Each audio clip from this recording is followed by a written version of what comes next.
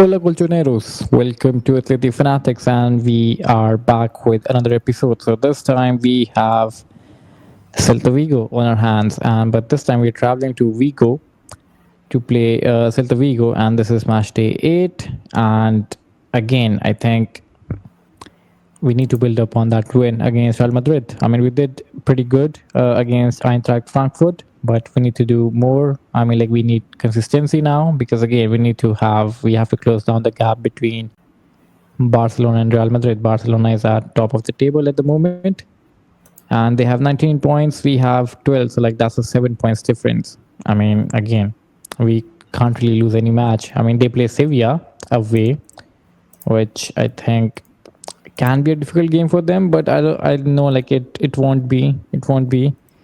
And then Real Madrid plays Villarreal though. Now that's an interesting game.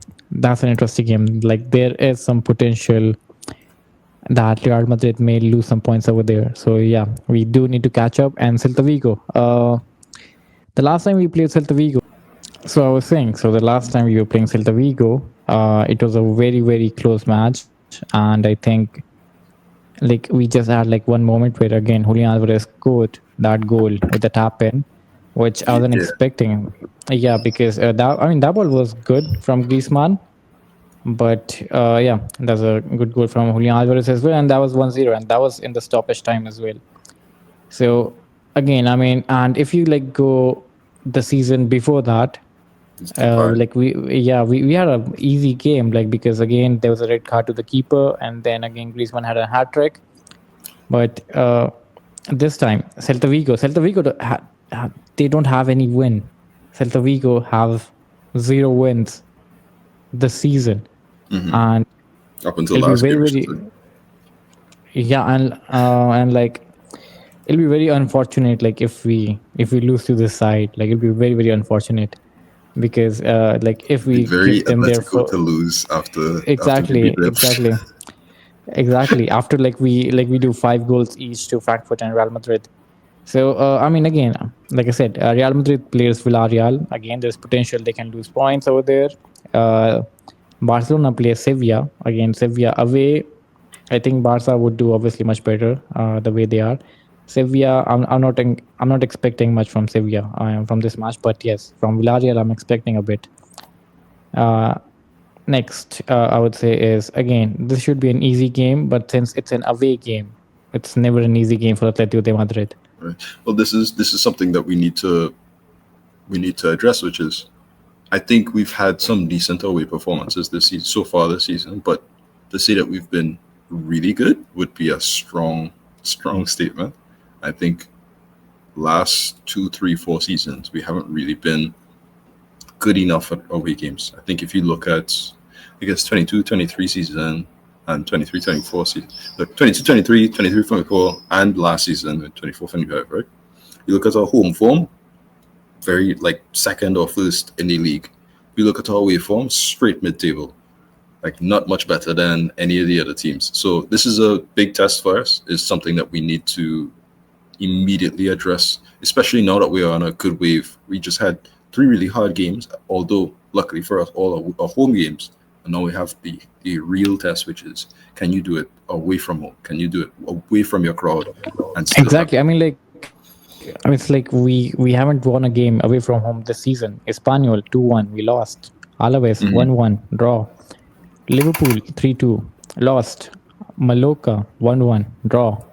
And again, this is the match I think like we should open our account for an away game because Celta Vigo have 0 wins. Again, I mean, like they draw to Girona. Girona is like the most struggling team this season, and they played a draw with Girona.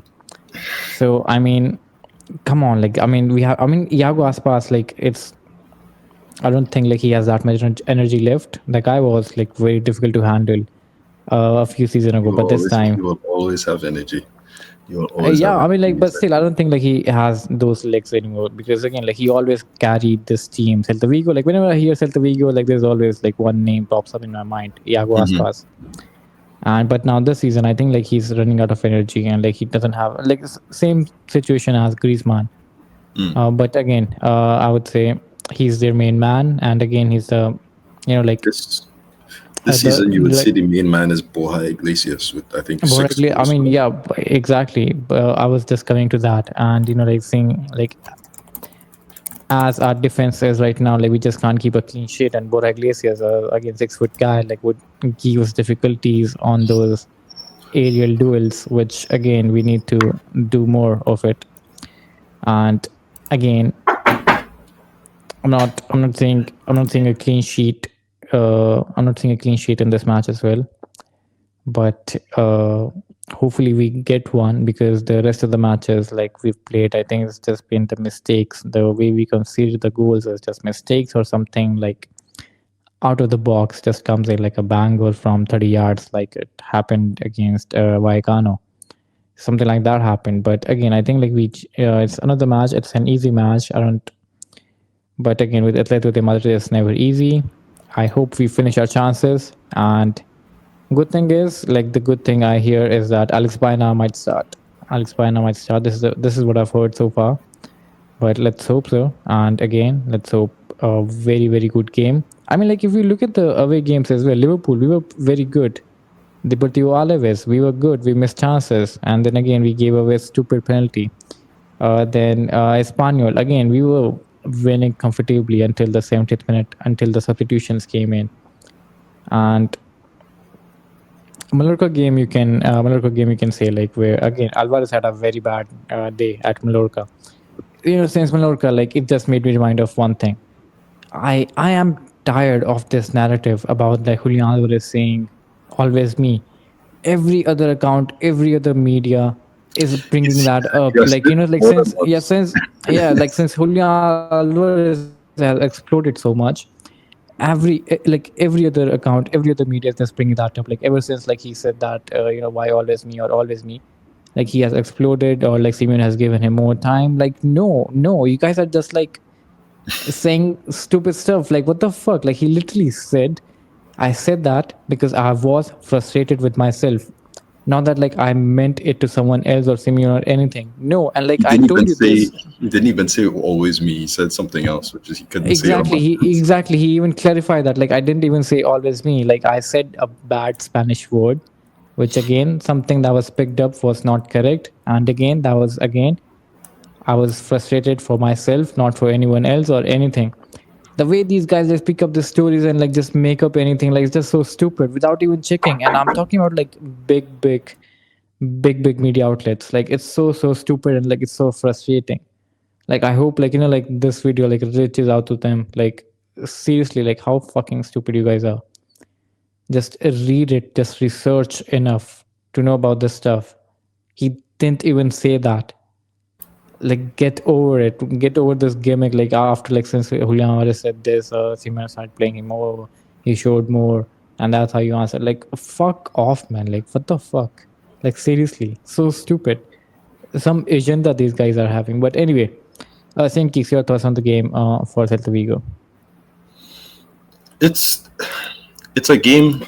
I think we've already said it's a must-win game. Not not because like we'll fail everything if we don't, but more so because I think we're in the rhythm. We're closer now than ever to Barcelona and Real Madrid. We're 7 points behind Barcelona and 6 points behind Real Madrid. We closed the gap last week with our rivals. We have time to really push and like let's say we win this game and hypothetically Real Madrid lose their game, right? Now we're in a position we're 3 points away. We were 9 points behind in theory, right? Now you're picking up some space, you're picking up some steam, you're doing something interesting, and as a result, you can steamroll. I think you can steamroll. So one of the main things that I think has always been a very defining trait for Simeone, especially in years where we looked like we could challenge, was 1 or 2 wins in a row is fine, but sometimes you get a third win. And when you get the third or the fourth win, it will lead to the fifth. And if you get the fifth, it will lead to the sixth. And it goes from one moment into suddenly a whole set of cascading things going right. Players you don't expect to play well are all of a sudden having games out of their minds. Like last season with Molina was having pretty whatever time, and then we're steamrolling. We're doing well in the Championship. We're doing well in the league. Molina scores a goal against PSG. Molina has a great assist against Getafe. All of these moments come from if the team is and Barcelona. If the team is doing well, right? Players who may not necessarily have their best moments normally will now suddenly start being like, well, if the team is doing well, I should do well. Therefore, I will do well. You could see it in that same season after the World Cup. You could see it in the 23-24 season with Griezmann, where we had an insane home form, just non-stop wins. Last season, again, 15 straight wins. And then the Leganes game, unfortunately. But these things happen not just in randomly. It happens because the way that Atletico works is almost the same thing as a lot of the other bigger teams, which is as soon as you get these, you string these few wins together, it goes like nonstop. And if you, sometimes it's such a strong momentum that even some of the bigger teams in Europe really can't cope with the level that Atletico is on. Even though I think sometimes, like I think Atletico is a great team, but sometimes I'll look at the team and be like, that team should probably beat Atletico. But because we're in such a good moment, they can't. I think Barcelona fans could probably relate to us in the sense of like last season they played against Bayern Munich. That was a very close game in the groups, but they beat them like a sound, like 4-1 or like 5-1 or something, which is probably not reflective of the game itself, but reflective on how good their team and momentum at the time was. I mean, it's about finishing chances as well. Like Julian Alvarez Yes. talked about this as well in the post-match of Champions League game. He said that like we were playing well, like we have played well in the past matches as well. It's just that like the ball wasn't going in. This time Yes. that the ball has started to go in. So that's how you guys feel like you know, like we are on a different level. And which I also feel like, because again, Frankfurt, again, like I said, for the review as well, we could have scored easily 6-7 goals, and we missed sitters, like literally sitters. We've missed sitters in that match. Disallowed goal, multiple clear-cut chances that we missed. We could have still probably pushed for even more after the fifth goal, but we decided to ease off the press a little bit. So it's not like we don't have the capabilities.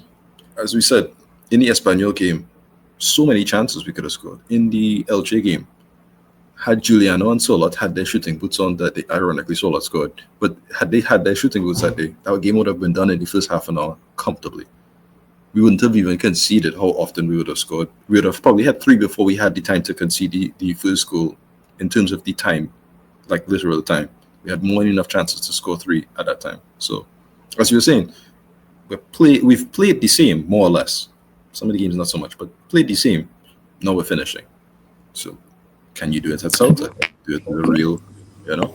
Exactly. And that's the question. And like we hopefully like it's a positive one. But I have this start for you, Senki. So Celta Vigo this season they have scored 6 goals so far, and we have scored 14. Okay. Mm-hmm. Now we have conceded 9 goals, and Celta Vigo has also conceded 9 goals. So you can see like how bad our defensive record is. Yes.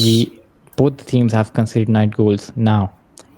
Like, do I expect Atleti to keep a clean sheet in this one? Not really, because something stupid will definitely happen. I don't know why I have this feeling. Yeah, but if we keep a clean sheet, good. I hope like defenders get some good, what do you call it, confidence. But again, I don't see it. Against Borja Iglesias, he has scored 4 goals this season. Against that, like there will be one cross from either Mingueza or Iago Aspas or anyone. So, I mean, I can't really see us keeping a clean sheet. Robin Lenormand will definitely have one of the tough games. Mm-hmm. And let's just hope Longley doesn't do something stupid. Concede a penalty or something. Well, we don't need to say it now, but we'll talk about the injuries later. So we're not really sure what the lineup will be actually. Outside of the I haven't heard the news as well. Exactly. Prospect of the Baina start, which is again good. Because like I said, I think like the best 2 people up front right now is Julian Alvarez and Alex Baina. Like that's all like the best 2 players up forward. Nico Gonzalez will definitely play on the left, and in the midfield would be, I think this would be Koke, Barrios, and again Giuliano the same. Now defense again, Llorente obviously there. Robin Lenormand, I see him as well. Now, again, David Hansko, Longley, or Ruggeri? Again, this question, I think like this question will keep coming up every match day. Longley, Hansko, Ruggeri. I mean, Hansko didn't play a game at Metropolitano this midweek, Hmm. and I expect him to start. Now, I don't know where he will Which start was yeah. as a left back or a centre back, and I think maybe I don't know, for some reason I think he will start as a centre back, and Ruggieri will start as a left back. For some reason, I believe so. I I kind of believe Galan might play a game like it today. I'm not really sure where this is coming from. Against his former club. Okay. Right. I know Simeone likes to play players against their former club quite often. I think Solas has played. So long as he's available, he will always play against Sociedad and Villarreal. That's like a guarantee. It's the same thing for what do you call it, for Galan, where I think, ironically, he's also very good into Celta right now. It's not that he's particularly good defensively, but what he can offer you in terms of the ball carrying is something that I think Celta kind of struggle with. Which, if you want to press Atletico, which they might, not necessarily hard, but they might, Galan offers you an outlet that can give you a motion to push forward. Now you can pass it quite easily to either Koke or Barrios, and then boom, it's now a Nico, and all of a sudden there's a transitioning happening. So I think Jerry can do that too, but probably not the same standard. I don't know. It depends on what Simeone chooses. We'll get back to the True. lineups a bit. I think there's other news that we want to talk about just briefly. So, yeah. Yes. Okay. Yeah. So Bayern is back, and then again the international call-ups. I would say. I mean, Marcus Llorente and Pablo Barrios was it a surprise? I mean, kind It's a of, because like surprise in the sense that we because didn't expect yeah, because Luis de la Fuente, he's a weird guy. Like sometimes like he picks up very like like his like like call-ups are very weird sometimes. Mm-hmm. So for example, the goalkeeper choice, like I still feel I don't know like why, like like he always choose those three. Yeah, exactly. He always choose those three, and then even I mean like I'm surprised like even Juan Garcia. Well, he's injured now, so he can't play. But Yeah, no, I'm like we're talking about the previous ones as well. But yeah, and then last season you can't really justify Juan Garcia not coming into play because he was definitively the best Spanish keeper. exactly, and then the defenders are almost the same. I think Marcus Llorente gets picked up because Dani Carvajal is injured. Which is, it's fine, but on the flip side, it should have been, even if Carvajal is injured, he should have come, because Pedro Porro has literally shown no worth in the Spanish national team for about a solid year or 2 years now. So I mean, again, like I said, like he makes stupid. I don't know. He's some questionable call-ups. Like Pedro Porro is there, and then he do play. Pedro Porro sometimes like play in the starting lineup as well, yeah. which is again very weird for me. I mean, like your left back situation, I can understand. Like you have two good people, but again, even that like Cucurella always starts or Grimaldo. I don't like Cucurella. I feel like I've said this to any of my people I talk to on Twitter, right? Cucurella is a good player. I've never thought he was an exceptional player. But if you look, the international break is one of those things where some players who are not necessarily exceptional maybe do well for your national team because they work in the system and all those other things. Like look at Oyarzabal is a great example. Oyarzabal is not, to me, particularly, he's been special in La Liga over the past 2 or 3 years, but he's been consistently special for Spain, and there's no question about that. Ferran Torres is, although arguably, no, Ferran Torres had a good year last year, but Ferran Torres, even before when he was not having good years, he was always good for Spain. So Ferran Torres has like a 1 and 3 goals record for Spain in terms of his appearances, which is very good for a striking person, especially international. You could say the same for Nico Williams, even though he's a good player, better player for Spain. So I can understand that to an extent, but I thought, and I feel like I've said this, I think even though Carreras got absolutely bodied by Giuliano and Llorente and all of these lots in the Madrid derby, I feel like Carreras over the past year and a half now has kind of, especially last season, I should say, has kind of warranted at least a look in. Balde probably also warranted a look in, although Balde just came back from injury. Llorente and Barrios have needed a look in for a while now. Barrios got his debut, but Llorente hasn't really been in the team despite being not arguably, the best Spanish right back in La Liga for quite some time now. He was last season. He was the season before that. He was the season before that.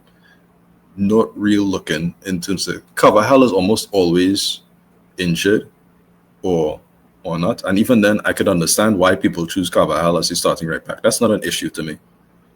It's the fact that No, I mean I don't mind Yeah. it. Like it's good. Like international break, fine. Like you don't want to pick up players, I'm fine because again, like Sure. then I don't have to. Then I don't have to No worry issue about with Carvajal, injuries. but I don't have to worry about international break injuries because again, we can't afford to lose any of true. our players right now That's because something I always think about the same way as you, right? Where it's like, okay, Llorente didn't get picked up, good, no injuries. It's just like an immediate, thank goodness. exactly. That's a good thing. And then when you look at the opposite thing, like the Argentina national team, is literally all our main players. Like half our squad is just gone every single window. It's like it's scary. Like it's scary because again, I think Thiago Almada was the one who got injured during the national break, right?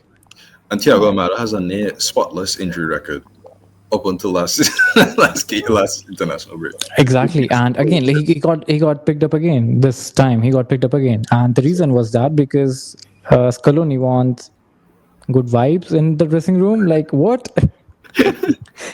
Like I don't get that. I don't get that. And then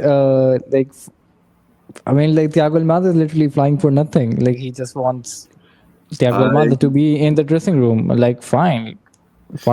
I get You know that. that they have their brotherhood going on over there. Like good. That's good. And I told you, Saint Kitts, Nahuel Molina gets picked up as well for Argentina national team. He's I'm played telling you, about I'm 100 telling you, minutes so far. I'm telling you, Scaloni calls Simeone every week. This guy you have to give him some minutes. That's the only reason he gets picked over Pupil. That's the only reason I believe he gets picked over Pupil because again, Simeone is helping Scaloni, with Molina again because he has to be fit and ready for the World Cup, which is fuck. The 2026 is literally knocking on the door right now. I forgot. Right, It was literally preseason Club World Cup like I don't know like some time It back. felt like last year it was like World Cup. Like time is just flying. You know? Exactly, and the 2026 World Cup is literally on doors. But anyway, so that was like the news about the international thing, and then some transfer news as well, guys. So basically, what I heard from again, most of you guys must have heard as well from Fabrizio Romano that Man United tried for Conor Gallagher this summer. Atleti said no. They will come again for him in January, and I'll ask this question to everyone. They I'll ask wanted this him question to alone, yeah. apparently. Yeah, and he Yeah, said, I'll ask this question to everyone out there. You guys can let us know in the comment section. Would you let Conor Gallagher leave if Kobe Mino comes in? That's the question I want to ask. Because again, I heard from Chris Wheeler from I think it was Daily Telegraph or Daily Mail. I forgot. It was something daily. I do remember that. But anyway, he said Atletico and Real Madrid are still monitoring the situation of Kobe Mino. They might go for him. So I think Real Madrid needs him more than us. But I would say like I would love Kobe Mino because again our midfield is pretty much packed. But if Conor Gallagher leaves, Kobe Mino for me would be a great replacement. And I think like he can give us that stability on the ball as well, which I expect from Conor Gallagher more. But again, this is my question: would you let Conor Gallagher leave in order for Kobe Mino to come to Atletico de Madrid? This is the question to everyone who's watching us. comment it down below. Exactly. But what do you think about this, St. Geeks? I think it is. I think I've been very clear that I like Conor Gallagher, but there are times he is a very limited role in Atletico right now. I could see different years of Atletico where he would have been very greatly appreciated.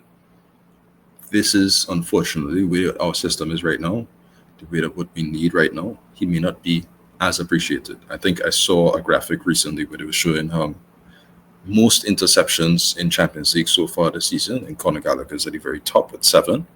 And while that is legitimately impressive, and people could say, well, how are we going to replace that on the market? All these other things.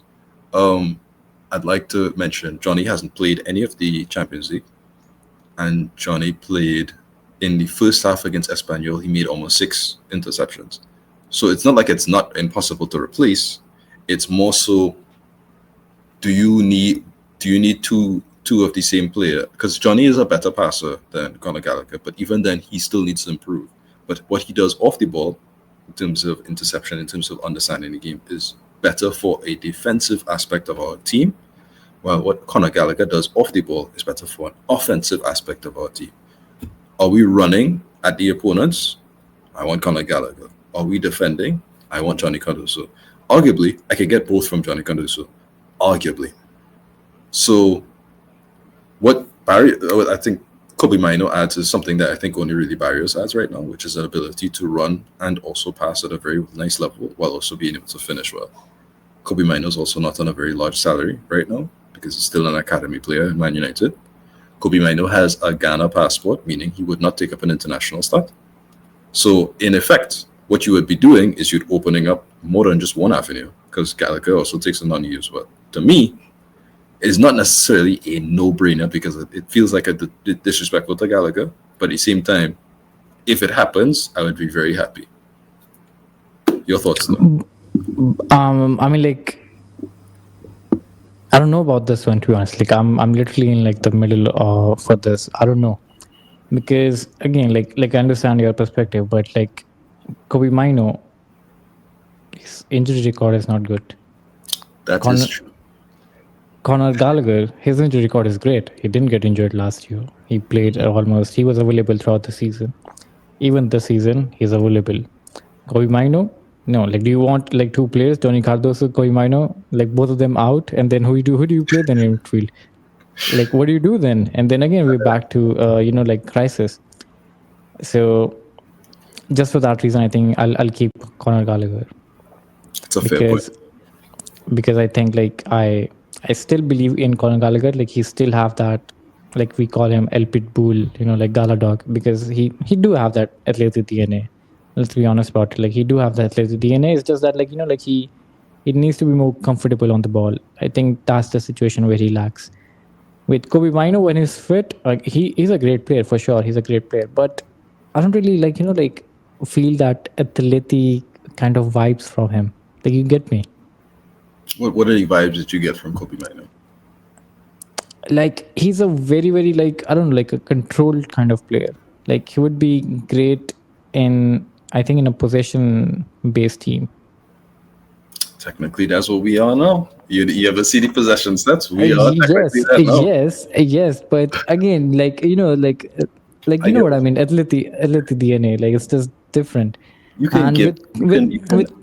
Kobe Maino, I feel like like I think like even if he comes like like even if he comes like he has like a couple of seasons with us, he's gonna ditch us. I get those vibes from him. He's gonna ditch us for, I don't know. He sees a better offer, for example, Real or Barcelona. He will leave without a doubt. I think the main reason that Kobe Maino is even in this position is because he is a player who wants to be in the England World Cup. He wants it badly, right? And I think I think everybody agrees that he's more than good enough to play for them. We saw it in the Euros last year. We saw it all of last year with Man United. A terrible Man United still managed to get to Euro finals because of heroics from players like him. So if he had pushed to leave, there would be less drama and he would have already gone to Napoli, Atleti, Real, whoever, right? The fact is he loves Man United, and that's the problem. He wants to get a loan so he could eventually come back and when things are maybe a little less heated. But Man United, that's what I'm saying. Like, like one offer he sees, I think like the most I think would be from England, any team, and like I think Premier League teams again they offer more. Because so again, and then exactly, and then you're back in the market again looking for a replacement, and then then you already sold Gallagher, which again, like I said, like I mean, like I would have loved Kobe Maino for sure, yes, but I think his mind won't be at Atleti for too long. Which again, we're going way too far into this hypothetical.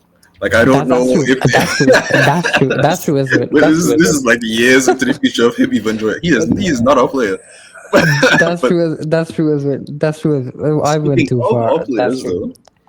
though, we have a game in this midweek coming after the weekend game with Celta. We have another game. Yes, which is And yeah. So which is basically the international break, and then half of our Argentino de Madrid will be out, and then now like we have 4 players in the Spanish team as well. So that's basically 9 players. If you and then Sorlot will I think leave for Norway as well. That's 10. And Hanko, then Hansko will leave for his team. That's 11. Raspadori 12. And then who else is there? I think Who else that's is it. there? Longley. Did Longley get a call up? Oblak. Oblak I, will leave as well. oh, yeah, I don't know if Longley got a call up, but that is there's a possibility of him getting a call up. Yeah. Oblak will leave as well. Oblak will leave as well. And So then who else is on bench? I forgot. Wait, hang on. Raspadori. And then uh, damn, we signed so many players. I forgot. Wait, who else? um, we still have Fabio. We still have Pubil. um, Yes. we We still still have have. Pubil. I don't think we'll have any other centre backs unless Jimenez gets called up. I think Jimenez won't get called up, and he will be able No, to. I don't think so. I don't think so. Huh? I don't think so. He'll get a call up. Yeah, I don't think so. Yeah, But yeah, because anyway, I think like the good thing is like we'll get to see the second team of Atletico Madrid, which I'll tell you. Let me just open the lineup only. Okay, we'll see the JD. Yes, we'll see Gallagher. He didn't get a call up. We'll see Gallagher. That's two. That's 2 players available, okay, and then Longley. That's 3 players. Koke. That's 4, and then Carlos Martin, 5, and then Juan Musso. We'll see Juan Musso. I think Juan Musso will start. Mapubil, Havigalan, and Saint Keek's favorite guy, Tofik Seido. I think he will start alongside Cookie. And then I think then a couple of academy guys you can add on, which like Omar Jane. But Omar Jane, yes, so yes. with that being said, we since we're playing Inter Milan in the follow up on the 10th, I don't know if we'll do a preview or a thing of that game. We'll probably do something else. I don't think Yeah, but I don't really like this. I don't really like this. I don't really like this. One for the fact like it can kill your momentum. Even though like like your main team is literally out for international break, which makes sense. But again, I think I don't know. Maybe it oh, can kill we'll your get Griezmann. momentum. What did we forget about the the big man? Yeah, We we have have Griezmann as well. We have Griezmann as well. Let me just look at Inter team. How many players are leaving from all of the Inter? Italian players will be gone. All. And then Turam and then Lautaro, what do you call it? You'll No, probably also Zach. Thuram is gone as well. Whatever, we'll get to it when we get to it. The idea though Yeah, is no, I'm just okay. I just open it. Yeah, Sommer will leave, Acerbi will leave, Pastoni will leave, Bisek will see, Dumfries will leave, Sucic, I think so. Jan He will Bisek leave didn't as get well. called. Wow. Wait, what? Jan Bisek did not get called up. Wow. I have no idea. I'm just saying. I haven't checked it actually. I don't think so. I don't think so. Chanahonglu will leave. Zelensky will leave. Demarco will leave. Thuram will leave. Lautaro Martinez will leave. And then Barella will leave. Akanji will leave. Dargan will leave. Yeah, I mean that's their whole lineup is actually quite empty as well. Fratesi will leave. Devray will leave. Mkhitaryan, I have no idea about Mkhitaryan. No, Might, but he still yeah, plays there you for go. Yeah, I think it's a very I don't know, a very weird friendly, right in the middle of the season. I- But anyway, How do you yeah, go on, feel? How Sandy. do you feel about it though? Why do you not like it? I mean, like, I don't like it in the perspective of it can kill our momentum. That's it. If we lose, I think again, we it have to is win the game against Celta Vigo as well, and then we talk true. about interview. True. We're talking. I'm not even thinking about it. I'm also thinking of it from the point of view of last season before that, you would have a lot of our players who would stay over in international break. They would just be training. They wouldn't do any friendlies or these other things. And as a result, you would get a lot of these moments where, despite the fact that they had a lot of free time and they had a lot of rest, they're somehow less on rhythm than international players who were But out. I don't like the opponent as well. Like Inter, like we have to play Inter Milan in Champions League as well. So I don't Wait, like oh yeah. I don't like the fact that like we're playing a friendly with them like just and then a few weeks later like we play a Champions League game with them. It is what it is, bro. I view it Like as our B team and some of our kids from the Madrileño, who, by the way, won this evening. Um, it would be nice to see. big shout out to Atletico de Madrid B team. Yeah. Madrileño, yeah. There's some players in there that I think have been wanting badly to get a debut, and getting this friendly would probably give them a nice propeller. Like Taufik is this close to the first team, and he's just not gotten his debut. And the same thing, Ryan can't come because he need under 20 World Cup. But Yeah, I saw that. He has the number 7 jersey. yes, so Banya is a player I've been very very big on. What's going on with Spina, by the way? But let's move on from that. Let's move on. Let's Yeah. move on. Let's move on. Yeah. Don't know what's happening there, but anyway, Omar Yes. Chutney, Anyway, yeah. yeah. So there's some good players from the B team that who could come in and really give Simeone something to think about, both for the lesser Champions League games as well as the Copa del Rey. Give them a look in, maybe eventually integrate or give them a potential loan coming further forward. Something to properly try and get these academy players on a proper track rather than just being in the B. Bonya is about to get 100 games in the B team, and he started the B team when he was like 17. And that's nonsense to me. Like he should have been on loan 2 years ago now. So there's things that I don't like about the B team, and I don't want to rant about it right now. I want to talk about the Celta game and actualities right Yes. Let's just go back to Celta Vigo game again. We just went way too off track because again I think Celta Vigo we not talk about much because Celta Vigo is not offering much threat other than Borja Iglesias and Iago Aspas. But Right. Anyway, the lineup. Again, guys, this is not from the reports or anything. This is just we're saying because again, there's nothing out in there in the media yet. So we're just saying like what would be the best lineup for the weekend. So I'll go with Oblak, obviously. Right back, Marcus Llorente, obviously. And then right center back, Robin Lenormand. I mean, 2 goals in 2 games. He starts for sure. Now the left center back, I think I'll go with David Hansko on this one because again, against Borja Iglesias, we need that physical presence, and David Hansko would provide us that. And left back, I'll go with Ujiri as well because I don't think we have much threat from the wing of Celta Vigo because they play 5 at the back. So it's just wing backs going forward to put crosses for Borja Iglesias, which I think Ujiri can handle easily. And then the midfield, again, Koke got rested for midweek, and I think he will come back for sure. Pablo Barrios got like, I don't know, like 30 minutes of rest in the Frankfurt game, and I think that he'll start as well. And then Giuliano, again, he got rest as well, I think 20 minutes or something, so he will start as well. And I would love to see him running over Marcos Alonso. And then Nicolas Gonzalez, he will start as well for me. On the left hand side because again I mean this guy has been impressive.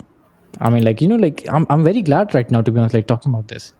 I'm glad like we didn't sign Lookman. I'm glad we didn't sign that Pardo guy, which I have no idea where is he playing right now. I'm glad we didn't sign. Oh, Mateus Fernandez part. Oh yeah, I hate that guy. I think he's terrible. And I'm glad we didn't sign Enzo Millet as well from Stuttgart. Yeah, And it sort of looks like everything that happened so far is working out in a way. I still exactly. think, I mean, look at the players we were like linked with, and we wanted all of these players. Team kicks. Let's just be honest. Nicolas Gonzalez has proved us all wrong. I think well we came around, right? Like the problem with Nicolas Gonzalez is he came off a terrible season with Juventus. Juventus want a lot of money for him, and he had a terrible injury record. That doesn't mean that he wasn't a good player, and he may not necessarily be a good player for us. The problem is the media was telling us we want a dribbler, and then you say Nico Gonzalez. Nico Gonzalez is not a dribbler. He's a really good winger. Yeah, I mean that's what I was saying. Like like this guy is like like he will run for the team. He's a hard worker, and if we're getting the version of him what he was at Fiorentina, then it's a great signing. But again, we didn't know what kind of and we did what kind manage of version. to, at least for now.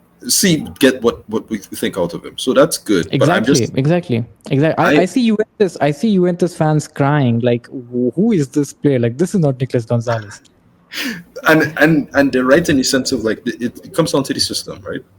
Juventus is good at transitions, but the way that they use a transition, the way that they use Nico was almost like an outlet. Not necessarily the guy who makes the runs and these other things, but more so as almost like a second striker where he is there to finish. You have your Vlahovic, or who was it? Who else? I think it was Milik last season. I could be very wrong on that. I take that back.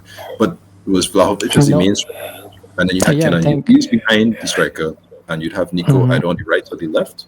And that guy I like. Can I nail this? I really like him.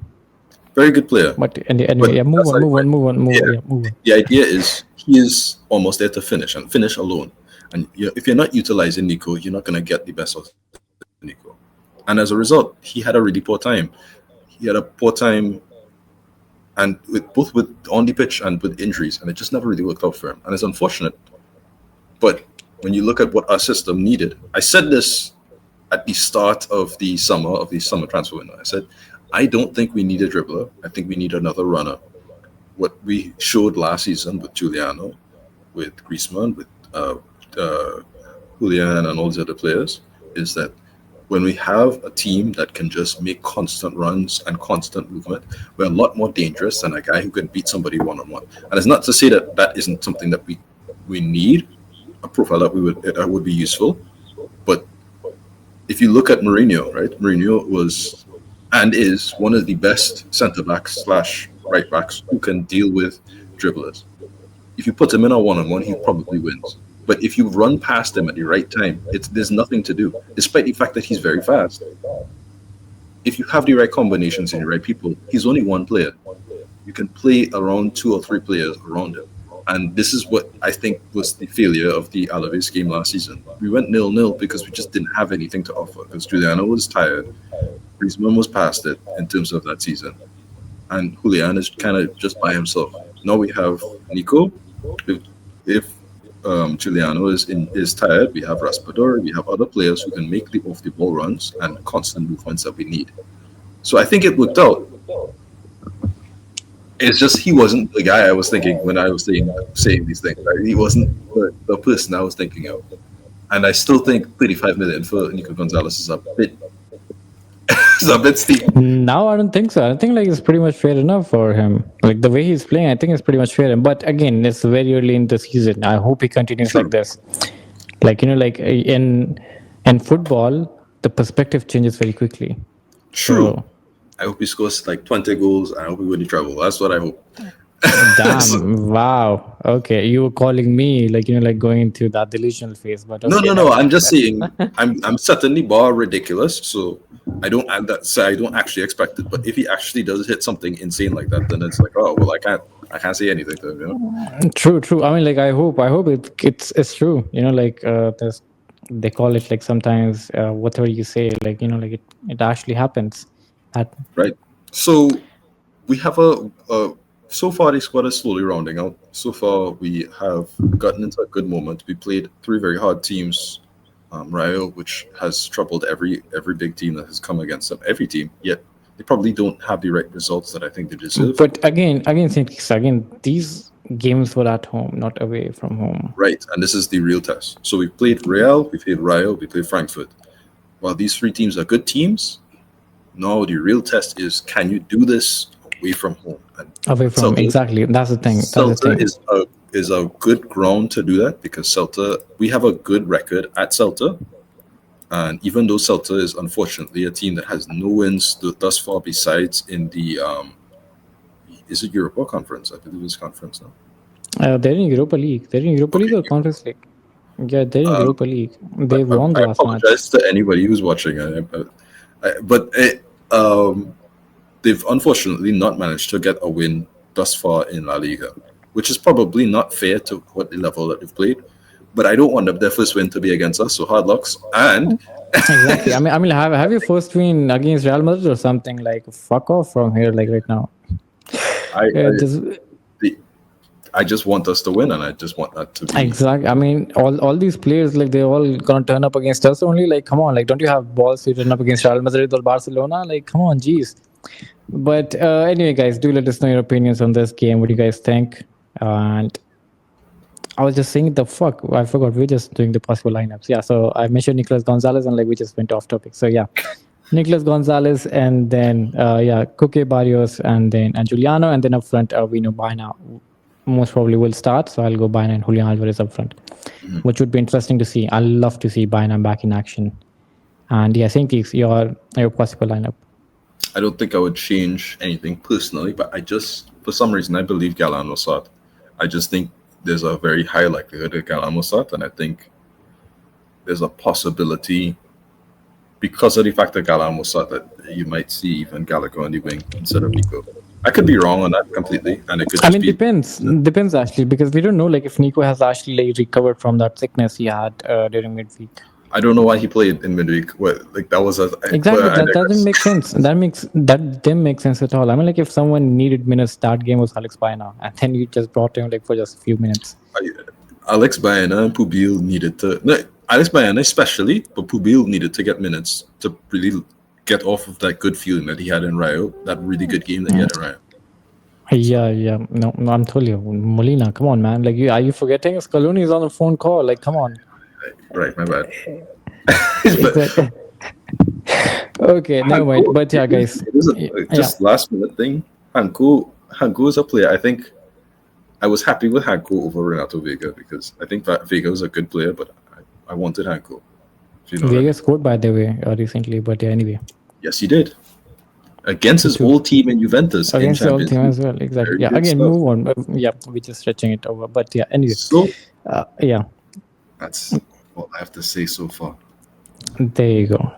But anyway, guys, do let us know about your possible lineup as well. Would you start? Would you bench? And then what's your overall thinking about the game against Celta Vigo? And how should you proceed it? And like and subscribe as usual. Share it with your friends. And St. Keys. And we're forgetting our favorite part of the score prediction. Score prediction. St. Keeks, do you want to go first? I don't believe in the clean sheet anymore. The clean sheet is a lie. I think Borja Iglesias will probably score. I just don't know if they'll build the momentum off of that. I think outside of Liverpool, we've scored first in every game so far. So it's now a matter of can we score and then also maintain a lead. That's true. I think I'm going for a 3-1. 3-1. Okay. All right. Who's scoring? I couldn't tell you. Let's go Juliano, Julian, and Diana. Ooh, okay. All right. Now again, like the last time, guys, I said 7-0, and I was almost correct because again, the way we were playing, like we could have had even more than 7. But anyway, I mean, like we probably had 6 with Griezmann scoring as well, so I was very close. And even this time, I'm gonna make a ridiculous score prediction. I'm gonna go with 5-1. Another La Manita. We're gonna go for 4. We're gonna go 3 for 3, huh? Yeah, I'm going for the La Manita. Okay. But anyway, guys, do let us know your score prediction as well. And until then, we'll see you guys on the other side, I think the match is on Sunday, so we'll probably do it on Monday. And we'll see you guys on the other side. Until then, Opa Atleti. See you guys soon. Ciao, ciao.